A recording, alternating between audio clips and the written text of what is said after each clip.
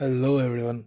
आज का जो हमारा केस है वो एक 7 साल के बच्चे जो कि बस 2 क्लास में पढ़ता था उसके बारे में है। वो अपने ही स्कूल के वॉशरूम के बाहर बहुत ही नाजुक हालात में मिला था, जिसके गर्दन पर वार किया हुआ था और उसको काफ़ी सारा खून बह रहा था। तो चलिए जानते हैं इस केस के बारे में। Revolving around Pradyumna Thakur. Pradyumna Thakur was a 7 year old student जो कि गुरुग्राम के रियान इंटरनेशनल स्कूल में पढ़ता था, जो कि हरियाणा में है। उसकी एक बहन विधि भी थी जो कि सेम स्कूल में पढ़ती थी। पहले वो दोनों सेम स्कूल में पढ़ते थे और बस से जाते थे, बट उसके बाद उनके फादर ने कुछ सिक्योरिटी रीजंस के चलते उन्हें लगता था कि बस में बच्चे सेफ नहीं होते हैं, तो उन्होंने खुद बाइक पे उन्हें छोड़ना शुरू कर दिया। 8 सितंबर 2017 एक नॉर्मल दिन था। उस दिन भी वरुण चंद्र ठाकुर, जो कि प्रद्युम्न ठाकुर के पिता थे, वो अपने बेटे प्रद्युम्न को और उनकी 11 साल की बेटी विधि दोनों को रेयान इंटरनेशनल स्कूल छोड़ने जाते हैं अपनी बाइक पे। उनके फादर उन्हें 7:55 पर गेट के पास छोड़ते हैं और 8:08 पर कुछ स्टूडेंट टीचर्स को ये बताते हैं कि प्रद्युम्न बहुत ही ज़्यादा इंजर्ड है और उसके गर्दन से खून बह रहा है और वो वॉशरूम के बाहर गिरा हुआ है, जो कि ग्राउंड फ्लोर ही था।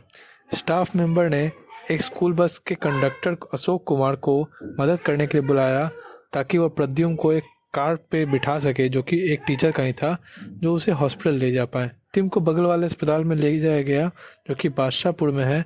उसके बाद उसे वहां से ट्रांसफ़र करके आर्टेमिस हॉस्पिटल गुरुग्राम में ले जाया गया, बट वहां तक जाते जाते उसकी मौत हो चुकी थी।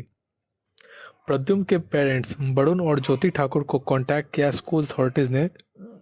जब उसकी डेथ हो गई 8:15 पर वो दोनों डायरेक्टली हॉस्पिटल गए और वहाँ उन्हें अपने बेटे को मरा हुआ पाया।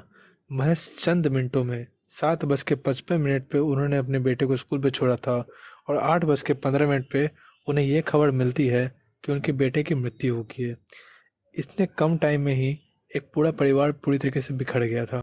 उन्हें बताया गया कि उनके बेटे के गर्दन पे बहुत सारी इंजरीज थी, जिसकी वजह से ज़्यादा खून बहने की वजह से उसकी मौत हो गई।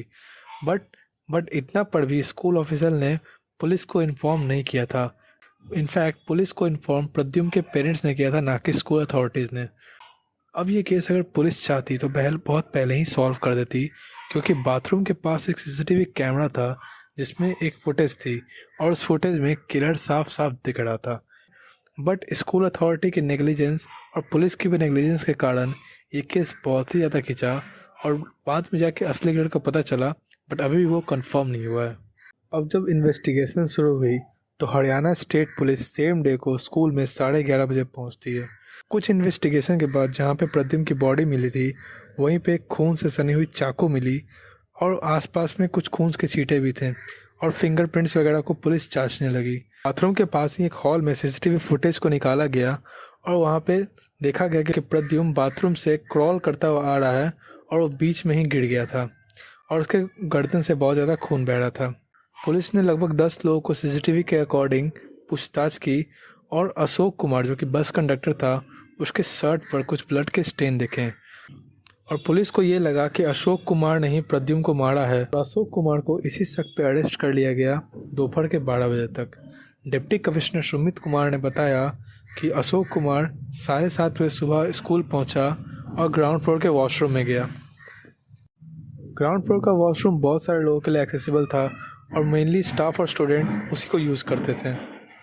According to police Ashok Kumar के पास एक नाइफ थी जो कि बस टूल किट से निकाली गई थी और जब वो वॉशरूम गया तो वहाँ पे उसने प्रद्युम्न को देखा और प्रद्युम्न को देखने के बाद उसे सेक्सुअली असॉल्ट करने का मन किया और जब प्रद्युम्न ने उसे मना किया तो गुस्से में आकर उससे प्रद्युम्न के गर्दन पे वार कर दी और उसके बाद वो चाकू वहीं छोड़कर वहाँ से भाग गया।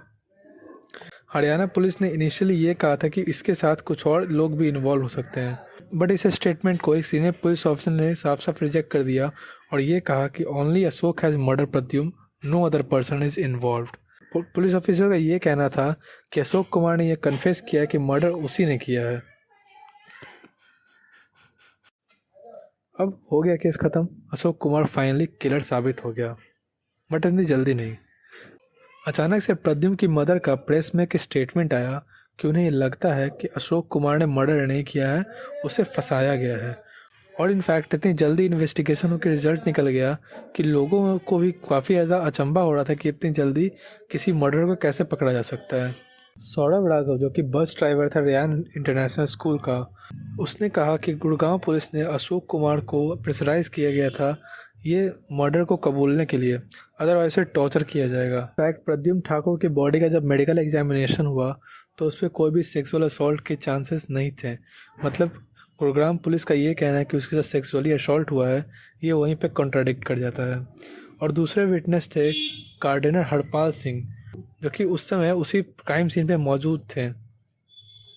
उन्होंने कहा कि कुमार के क्लॉथ पर ब्लड स्टेन तब आया जब उसने प्रद्युम्न ठाकुर को हॉस्पिटल ले जाने में मदद की और जब उसने उसे उठाया, उससे पहले उसकी शर्ट पर कोई भी दाग नहीं था। सिंह ने भी ये बताया कि उसने देखा था गुरुग्राम पुलिस उसे स्लैप कर रहे थे और उसे फोर्स कर रही थी कि वो मर्डर को कन्फेस करे। और अशोक कुमार भी मीडिया और पब्लिक में हमेशा यही बोलता रहा कि वो इनोसेंट है और उसने कोई भी मर्डर नहीं किया है। उसके बाद उन्होंने बताया कि हरियाणा पुलिस ने काफ़ी टॉर्चर किया था और कई बार मारा भी था ये कन्फेस करने के लिए कि मर्डर उसी ने किया है। 15 सितंबर 2017 को ये केस सीबीआई को ट्रांसफ़र कर दिया जाता है जब प्रद्युम्न के पेरेंट्स सुप्रीम कोर्ट में एक पिटीशन फाइल करते हैं। तो उसके बाद सीबीआई ये कस्टडी हरियाणा पुलिस से ले लेती है और केस को फिर से रीओपन किया जाता है। सीबीआई इस केस को फिर से फ्रीली सर्च करना चाहती थी, तो उसने क्राइम सीन को रिक्रिएट भी किया और उसने वो सीसीटीवी फुटेज भी चेक किया जो कि बाथरूम के पास लगा हुआ था। और उसमें ये साफ साफ दिख रहा था कि अशोक कुमार आया तो था पर बाथरूम के अंदर गया नहीं था। तो उसने प्रद्युम्न का कत्ल किया, ये इससे साफ साफ खारिज हो रहा था। उसके बाद सीसीटीवी फुटेज को गौर से चेक किया गया तो वहाँ पे काफ़ी सारे स्टूडेंट आए गए थे, पर जिस समय पर प्रद्युम्न का मर्डर हुआ था तो उस समय एक बच्चा जो कि लगभग क्लास 11th में पढ़ता था, वो उस बाथरूम से गया था और निकला था। फिर सीबीआई ने उसके साथ कई और सारे बच्चों को कस्टडी में लिया और सबसे पूछताछ की। उस बच्चे से खासकर पूछताछ की गई थी क्योंकि सीबीआई को उस पर सबसे ज़्यादा शक था और बाकी सारे बच्चों को इसलिए लाया गया था कि वो बच्चा झूठ न बोल पाए और वो अपनी बातों से मुकरे नहीं। 22 नवंबर 2017 को अशोक कुमार को डिस्ट्रिक्ट कोर्ट गुरुग्राम से बेल मिल जाती है और 28 फरवरी 2018 को अशोक कुमार को सारे चार्जेस से बाइज्जत बरी कर दिया जाता है जो कि प्रद्युम्न ठाकुर के केस से रिलेटेड थे। उसके बाद सीबीआई उस स्टूडेंट से पूछताछ करती है जिस पे उसे शक था। पूछताछ के दौरान उसने ये कन्फेस किया कि उसने ही प्रद्युम्न ठाकुर का मर्डर किया और उस स्टूडेंट का नाम था। इस बात को सीबीआई ने छुपा के रखा है क्योंकि वो एनोनिमिटी मेंटेन करना चाहते थे उनके पेरेंट के रिक्वेस्ट पे। बट आखिर उस स्टूडेंट ने ऐसा किया क्यों? तो वो स्टूडेंट पढ़ने में काफ़ी कमज़ोर था और वो हमेशा पेरेंट टीचर मीटिंग बंक किया करता था और वो अपने पेरेंट्स से काफ़ी डरता था क्योंकि वो काफ़ी ज़्यादा स्ट्रिक्ट थे। और उसके दोस्तों से ये भी पता चला कि जिस दिन प्रद्युम्न का मर्डर हुआ था उसी दिन स्कूल में कुछ एग्ज़ाम भी था जिसे वो देना नहीं चाहता था और उसने अपने दोस्तों को बोल के रखा था कि चिंता मत करो, मैं सब कुछ हैंडल कर लूँगा और ये एग्ज़ाम नहीं होगा। और ये बात उसने खुद कन्फेस भी की और इसीलिए उसने प्रद्युम्न का मर्डर किया क्योंकि उसे लगा था कि इतने बड़े इंसिडेंट होने के बाद या तो स्कूल कुछ दिनों के लिए बंद ही हो जाएगा और नहीं तो इतना ज़्यादा डिस्ट्रक्टिवनेस फैल ही जाएगा कि एग्ज़ाम और पेरेंट टीचर मीटिंग को कैंसिल करना पड़े। हालांकि उसका कन्फेशन ये काफ़ी सबूत नहीं है कि उसने ही मर्डर किया है। सीबीआई और भी बहुत सारे सबूत जुटाने में लगी है जिससे साफ साफ प्रूफ हो जाए कि सही असली मर्डर कौन है और अगर वही लड़का है तो इसके लिए प्रूफ चाहिए होंगे। इसके बाद कई सारी स्कूल अथॉरिटीज़ को भी नेग्लिजेंस के कारण अरेस्ट किया गया क्योंकि प्रद्युम्न ठाकुर के मर्डर के बाद काफ़ी सारे पेरेंट्स ने कंप्लेन की कि रेयान इंटरनेशनल स्कूल के बाउंड्री टूटी हुई है जिससे स्कूल के प्लेग्राउंड का रास्ता पूरी तरीके से पब्लिकली अवेलेबल है, जिससे सेफ्टी कंसर्न भी है और काफ़ी सारे सीसीटीवी कैमरा भी खराब हैं जैसे स्कूल अथॉरिटी कभी बनवाती नहीं है। हमें सीबीएसई से भी इस बारे में जानकारी ली गई तो सीबीएसई ने भी इन्फॉर्म किया कि रेयान इंटरनेशनल स्कूल अपनी सिक्योरिटी में काफ़ी ज़्यादा नेग्लिजेंट है और सीबीएसई के ऑर्डर्स भी नहीं मानता है। इसके बाद रेयान इंटरनेशनल स्कूल के फाउंडर ऑगस्टिन एंड ग्रेस पिंटो और उसके बेटे रेयान पिंटो को भी अरेस्ट किया जाता है। हालांकि बाद में उन्हें बेल मिल जाती है बट उन्हें कुछ दिन तक कस्टडी में रखा जाता है।